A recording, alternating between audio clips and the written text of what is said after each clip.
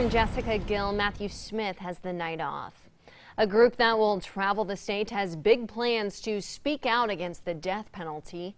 It's up to voters come November to decide whether Nebraska will abolish or keep it. As John Chapman reports, both sides are now geared up to convince voters to side with them. The people in the T-shirts are with Journey of Hope. This national group will begin a 10-day statewide tour talking about alternatives to the death penalty. Here in Nebraska, the death penalty has been a conversation fueled by emotions.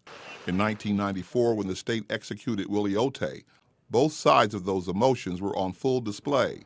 There were those who were against putting the convicted killer to death, and there were those who celebrated the death penalty and the execution of Otey. Suja Graham is with Journey of Hope. He is still very emotional after sitting on California's death row for years. Framed for a 1973 murder he didn't commit, his death sentence was overturned in 1979. He was declared innocent in 1981. The state of California made a mistake. When I was actually released from prison, you could count me on one hand. There was only 5 or 6 of us who were released because of actual innocence. But now today, it's over 150 some of us that would have been dead if it wasn't for people like yourself and the whole ideal and concept of DNA becoming a reality. But the other side of the issue is just as emotional. There are those who believe the death penalty is needed here in Nebraska.